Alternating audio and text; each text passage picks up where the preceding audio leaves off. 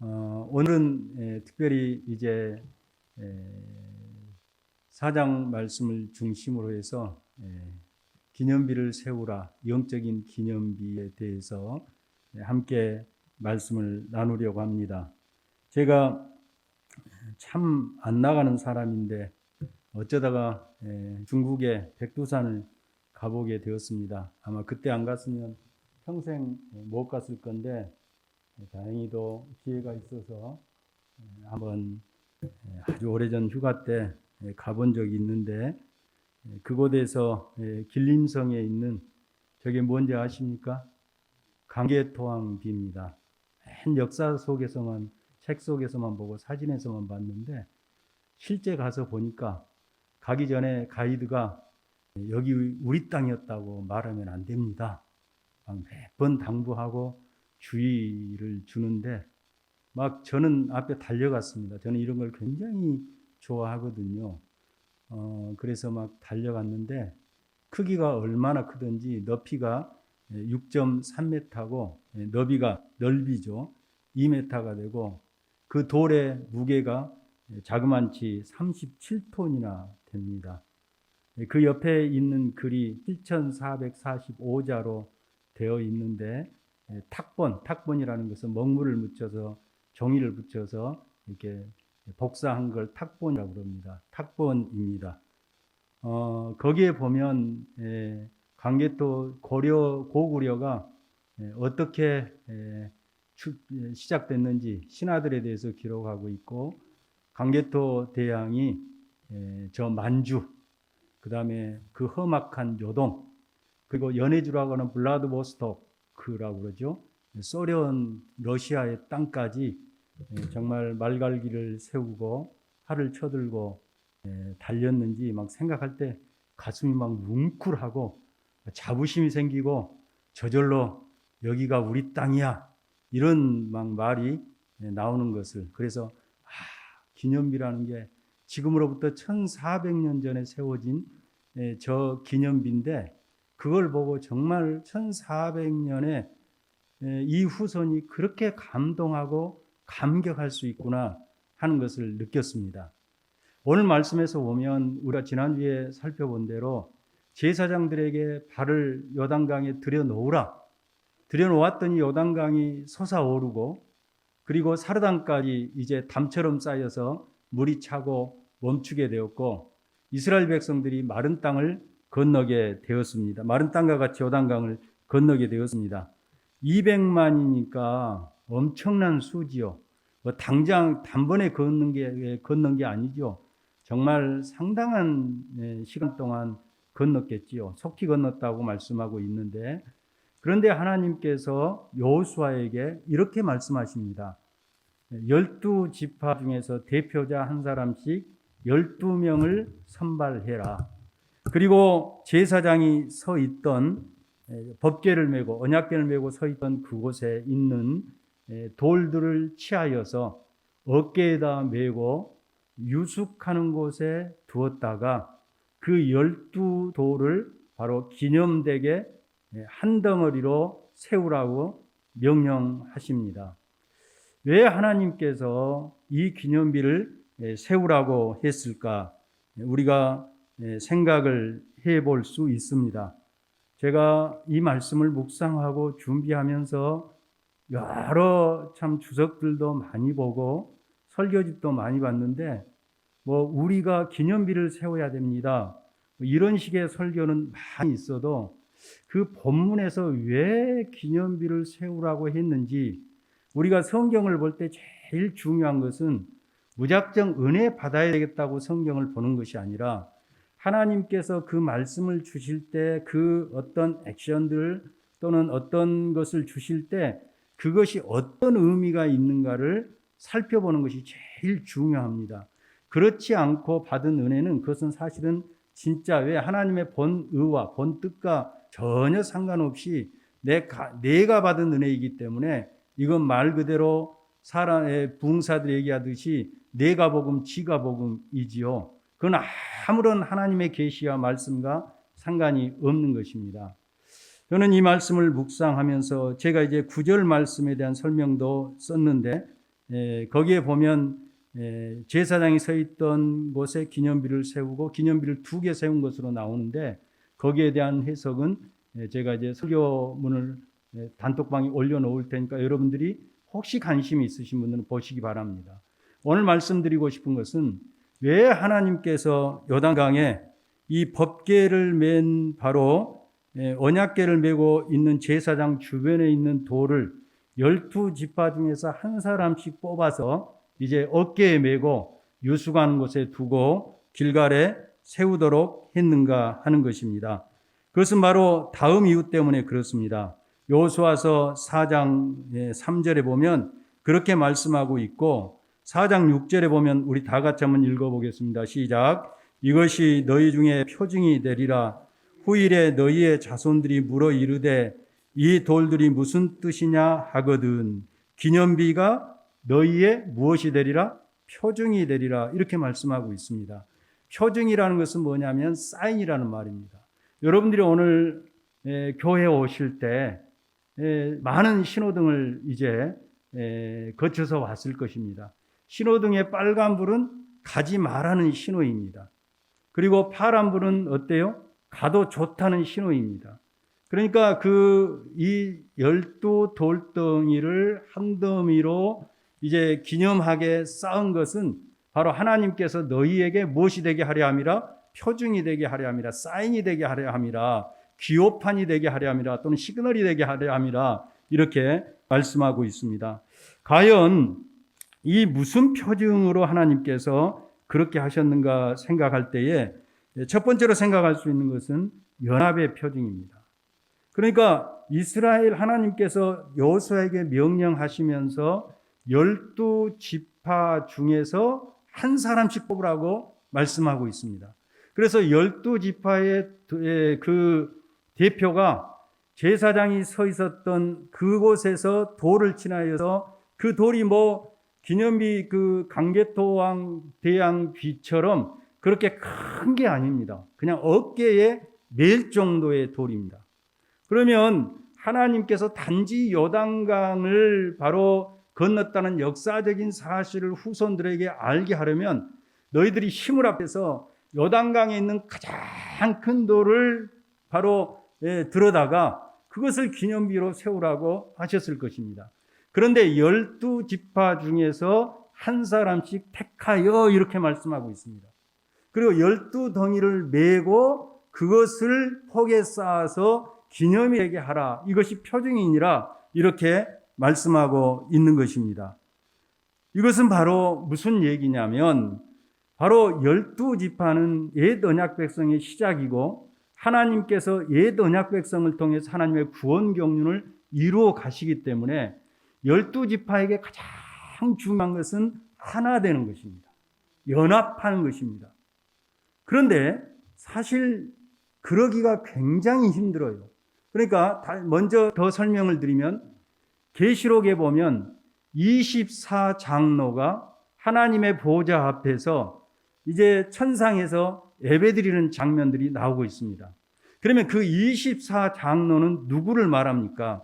바로 구약의 12지파의 대표, 신약의 새언약 백성의 머리된 12사도의 대표를 얘기하는 것입니다. 12사도를, 신약 백성의 대표인 12사도를 말씀하고 있는 것입니다. 자, 그래서 계시록에 보면 21장에 하늘에 거룩한 예루살렘 성이 있는데 12문이 있는데 12문에는 12지파의 이름이 새겨져 있고 그 다음에 초석이 있는데 기초석이 12기초석이 있는데 그 12기초석에는 누구의 이름이 새겨졌다고요? 사도들의 이름이 새겨졌다. 그러니까 12지파는 옛 언약 백성의 바로 대표이고 12사도는 새 언약 백성의 대표여서 하나님의 구원받은 백성의 대표자들이 바로 하나님 나라의 24장로라는 것을 그리고 그 터 위에 하나님의 백성들이 서 있다는 것을 말씀해주고 있는 것입니다. 이해 가시죠? 그러니까 지금 12지파는 아직 나라가 되기 이전입니다. 비로소 나라의 형틀이 갖춘 것은 400년이 지나서 사울이 왕이 되고 다윗이 왕이 될 때 나라라는 개념이 있었지 부족의 개념이 있었던 것입니다. 그런데 동시몬적 물결 구조입니다. 이건 물리법칙입니다. 다시 말해서 우리가 강에다가 돌을 하나 탁 던지면 그 물결이 가운데서부터 점점 더 파장이 되어서 밖으로 나오는 것이지 역으로 밖에서부터 가운데로 들어가는 물결은 없습니다. 혹시 이런 거 보신 분 계십니까?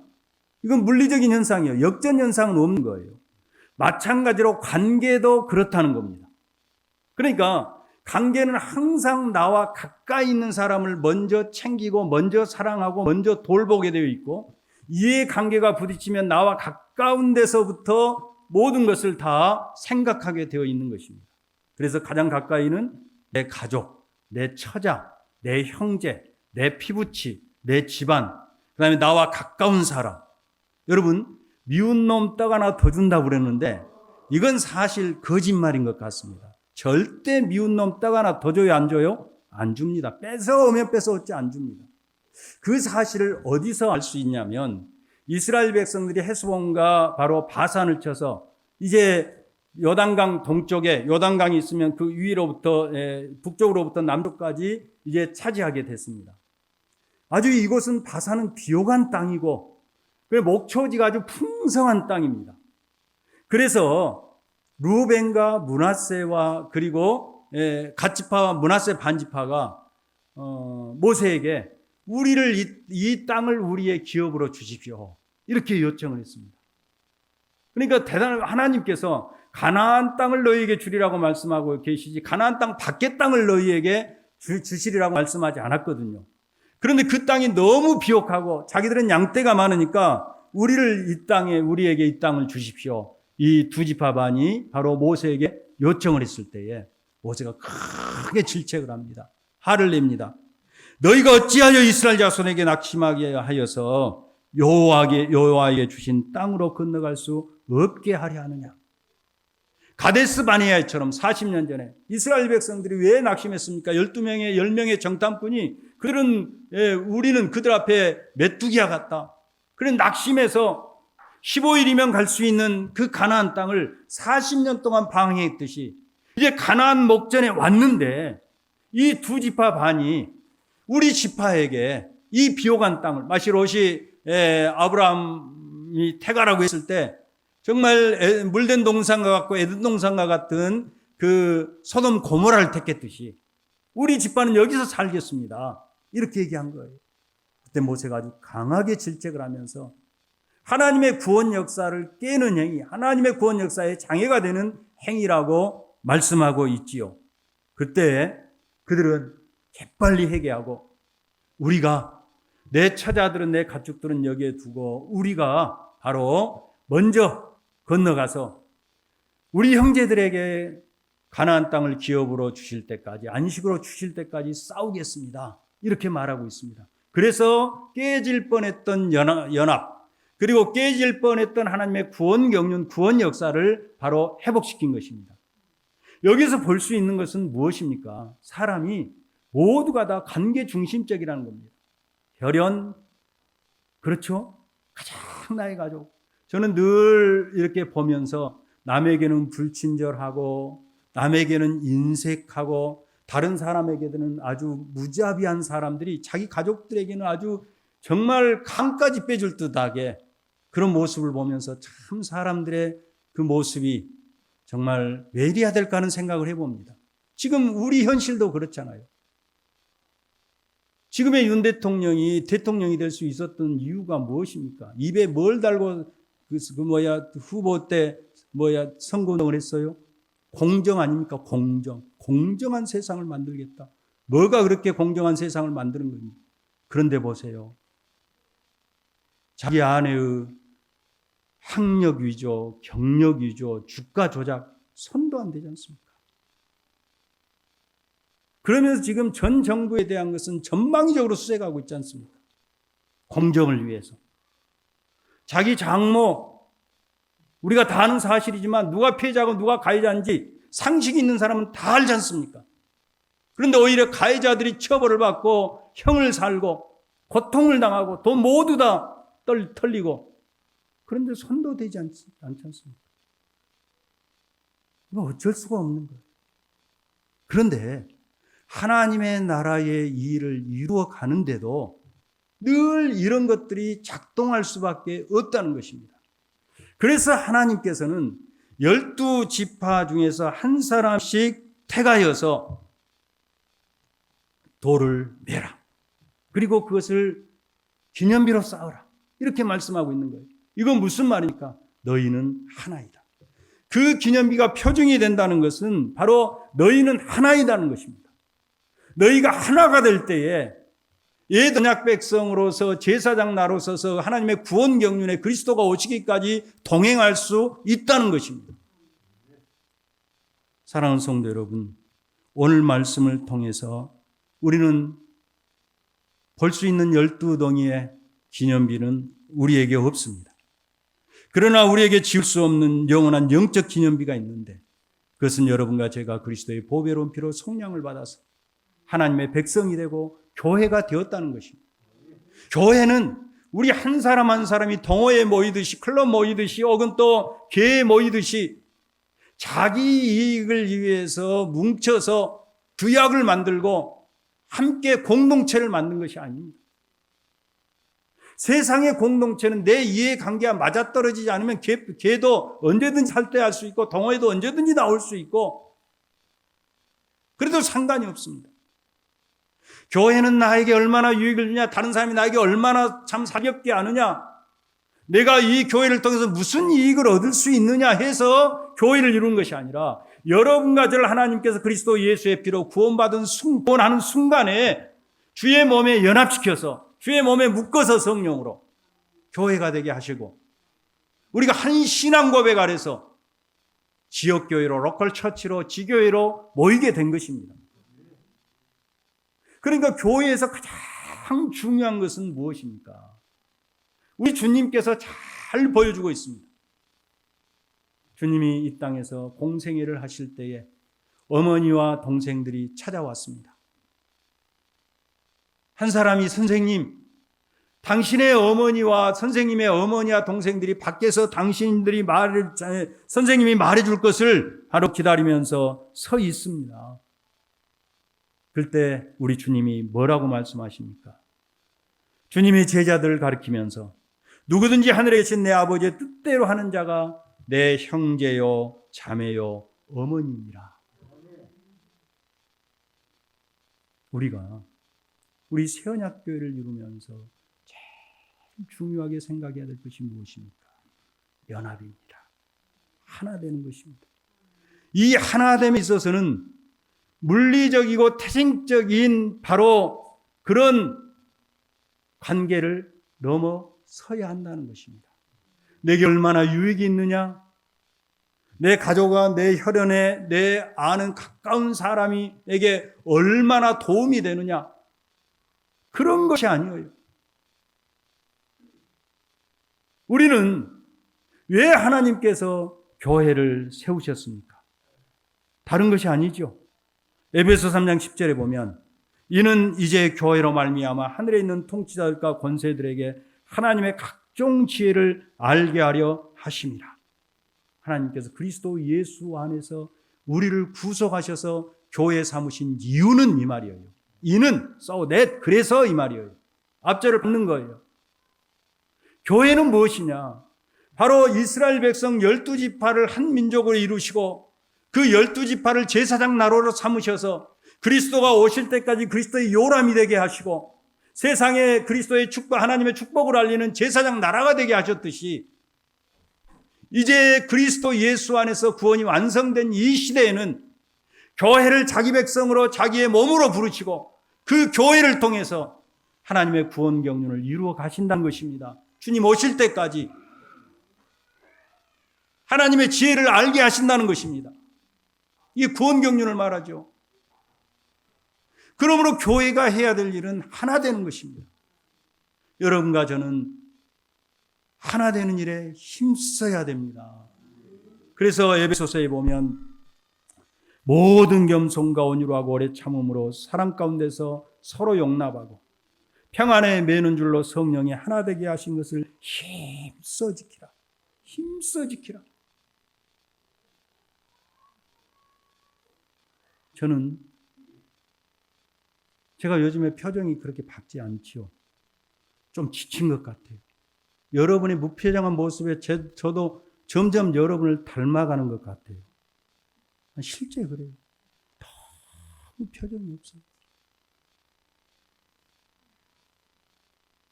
물론 여러분의 삶이 힘들고 고달프고 어려운 줄 알아요. 나 힘든데 뭐 어째서? 다 이런 표정들.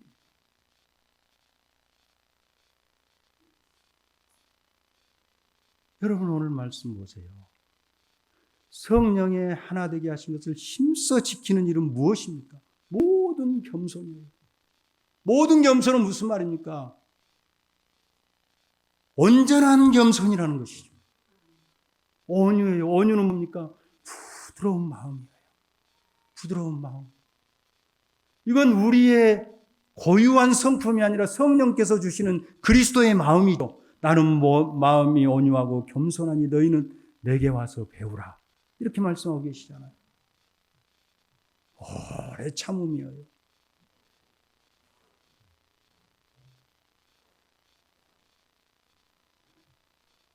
사랑 가운데서 서로 용납하는 거예요. 무슨 말입니까? 상대방이 잘못하고 나에게 조금 미운 짓을 하고 나를 어렵게 만들어도 그냥 이해하고 받아들이고 수용하는 거예요. 그러니까 하나 되게 하신 것, 성령이 하나 되게 하신 것을 힘써 지키는 것은 저절로 되는 일이 아니라는 거예요. 이스라엘 백성들 12지파가 혈연 관계를 넘어서서 하나가 되어서 하나님의 거룩하신 구원 경륜에 동역하는 것은 그냥 되는 일이 아니라는 거예요. 자기 희생이 따라야 된다는 겁니다. 사랑하는 성도 여러분, 여러분과 제가 참으로 우리 주 예수 그리스도께서 우리의 영원한 구원의 기념비가 되셨습니다. 그렇기 때문에 교회를 이루어가면서 부드러운 마음을 가질 수 있기를 주님의 이름으로 축원합니다. 겸손할 수 있기를 주님의 이름으로 축원합니다. 오래 참을 수 있기를 주님의 이름으로 축원합니다. 사랑 가운데 서로 용납할 수 있기를 바랍니다. 그러면 이제부터 한번 웃어봅니다. 시작. 얼마나 좋습니까? 얼마나 좋아요. 여러분 제발 세상의 모든 고민은 나 혼자 짊어진 것처럼, 세상의 모든 어렵고 힘든 육체적인 노동은 나 혼자 짊어진 것처럼, 그것은 자기 아내한테, 자기 남편한테도 그렇게 해서는 안 돼요. 제가 요즘에 허리를 다쳐가지고 일주일 동안 좀 고생하거든요. 이 말 안 하려고 했는데 말이 나오네요. 근데 제가 제 아내 옆에서 인상 팍팍 쓰고만 죽겠다고 하면 어떻게 되겠어요? 여보 뭐 도와줄 일 없어? 열심히 돕지요. 그러니까요, 관계라는 것은 자기의 한계를 넘어서려고 노력할 때 비로소 이루어지는 거예요. 이걸 보여주는 겁니다. 두 번째로 하나님께서의 기념비를 세우라고 그럽니까?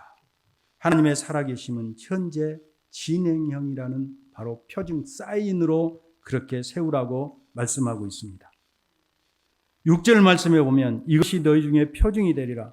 후일에 너희의 자손이 물어 이르되 이 돌들의 뜻이 무엇인지 묻거든. 7절에 그들에게 이르기를 요단 물이 여호와의 언약궤 앞에서 끊어졌나니 곧 언약궤가 요단을 건널 때 요단 물이 끊어졌으므로 이 돌들이 이스라엘 자손에게 영원히 기념이 되리라 하라 하니라. 그리고 22절 23절에 보면 마지막 절에 너희 하나님 여호와께서 우리 앞에 홍해를 말리시고 우리를 건너게 하심과 같았나니. 자손들이 이 돌을 보고 이 돌의 뜻이 무엇입니까? 물으면 하나님께서 요단을 갈라서 마른 땅과 같이 건너게 하시고 그 하나님이 이전에 홍해도 가르쳤던 하나님이시다. 이걸 교육해야 돼요. 근데 자녀에게 교육한 말은 무슨 말입니까? 하나님의 역사가 과거로 끝나고 멈춘 것이 과거 완료형이 아니라는 겁니다.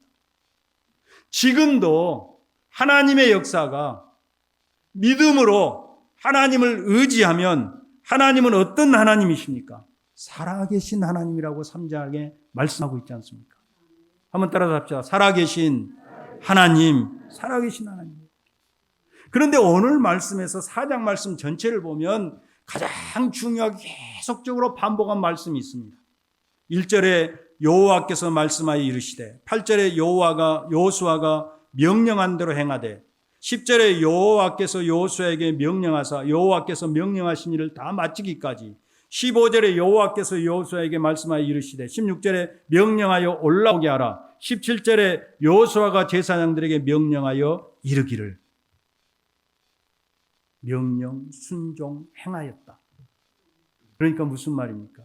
이 역사는 저절로 마법적으로 마술적으로 되는 것이 아니라 하나님을 의뢰하고 신뢰하고 하나님 말씀에 순종하면 이 역사가 기념비로 멈추는 것이 아니라 지금 너희들 가운데도 일어난다는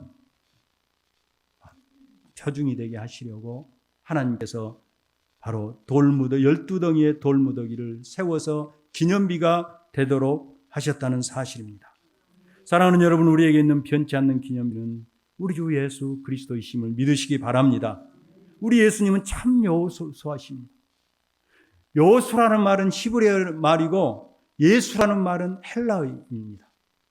그런데 여호수아가, 모세는 이스라엘 백성들을 애굽에서 구원해서 홍해를 건너서 가나안 목전까지 인도했지만 이스라엘 백성들에게 참 안식을 준 분은 바로 누구냐면 여호수아입니다. 그렇잖아요, 여호수아. 그래서 여호수아가 이스라엘 백성들을 가나안 땅에 정착해 해서 안식을 주었습니다. 다시 말하면 구원을 준 겁니다. 그런 면에서 여호수아는 예수 그리스도의 예표, 그림자라고 할 수 있습니다. 우리 주님은 참 여호수아로 오셔서 여러분과 저를 이 땅의 안식이 아니라 하늘 안식을 우리에게 주셨습니다. 믿으시면 아멘 하시기 바랍니다. 그래서 이브리서 12장에 우리가 이른 곳은 하늘 예루살렘의 도성이라고 말씀하고 있고, 에베소서 2장에 우리를 그리스도와 함께 살리시고 일으키시고 그리스도와 함께 하나님 보좌에 우편에 앉으시게 하셨다고 말씀하고 있고, 빌립보서 말씀에 우리의 시민권은 어디에 있는지라? 하늘에 있는지라고 말씀하고 있습니다. 그러면 이 말씀은 과거 3,400년 전에 이스라엘 백성들에게 일어났던 역사가 아니라 지금도 예수 그리스도를 따르고 그리스도의 말씀에 순종하면 지금 우리의 것이 된다는 것이죠.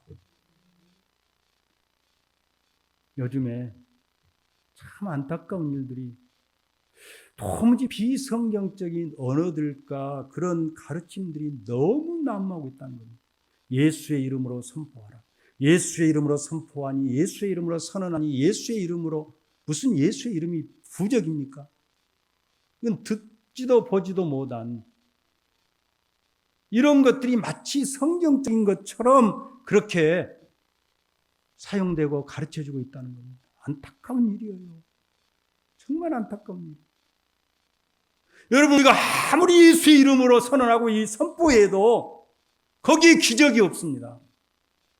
마치 예수 그리스도께서 아버지의 뜻에 온전히 순복했던 것처럼 여러분과 제가 우리의 대장 되시는 그리스도의 말씀에 순복할 때에, 그 그리스도를 따를 때에 요단강과 같은 그런 환경을 만나도 하나님께서는 그 환경을 넘어설 수 있도록 은혜를 베풀어 주신다는 것입니다. 로마서 8장에 그 아들 주신 아버지께서 그 아들과 함께 우리에게 좋은 것으로 선물로 주시지 않겠느냐. 아들과 함께예요.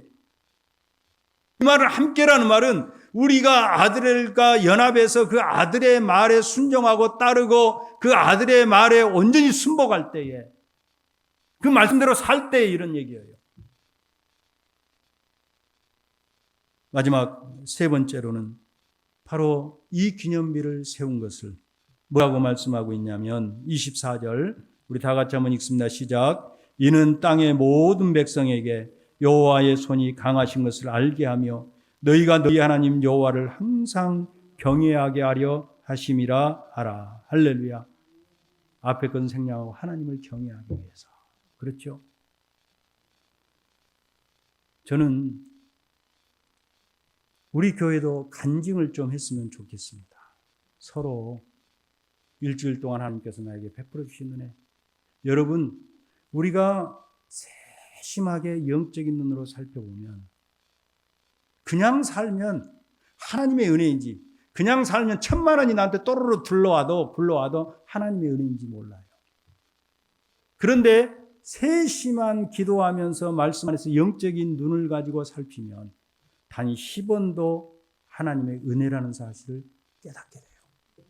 경험하시죠? 그런데 그렇게 은혜를 하나님께서 나에게 베풀어 주셨을 때, 권사님, 하나님 날 이렇게 사랑하셔서 나는 부족함에도 불구하고 이런 은혜를 베풀어 주셨어요. 아이고, 잘난 체 하고 있네. 받는 사람이 아니죠. 그래요. 참 하나님 감사합니다. 권사님 너무 감사해요. 하나님 찬양합니다. 그러잖아요. 그런데 우리는 너무 그런 게 없어요.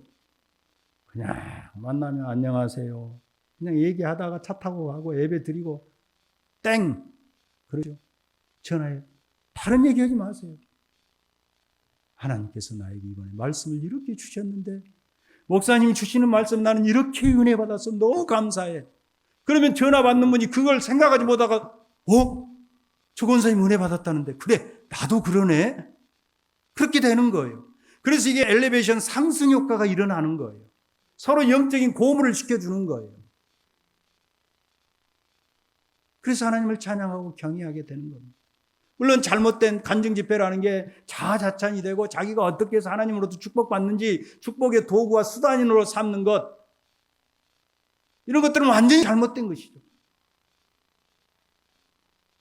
그러나 기념비 그 자체는 이 일을 누가 하셨느냐 하면 따라서 하나님이 하셨어요. 그래서 하나님을 경외케 하시려고, 하나님을 경배하고 하나님 앞에 충성하게 하시려고, 그렇게 하나님께서 은혜를 베풀어 주셨다는 것입니다.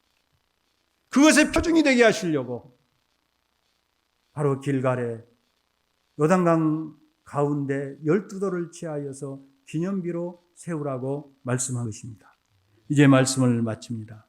사랑하는 성도 여러분, 오늘 본문에서 수많은 것들을 설교하고 있지만 왜 하나님께서 12덩이를 취해서 12지파에서 뽑은 사람들에게 어깨에 메고 길갈의 기념비로 세우라고 하셨는지, 다시 한번 이 말씀의 본의를 생각하면서 여러분과 제가 그리스도의 몸으로 부름을 받았기 때문에 하나 되는 일에 힘쓸 수 있기를 주님의 이름으로 축원합니다.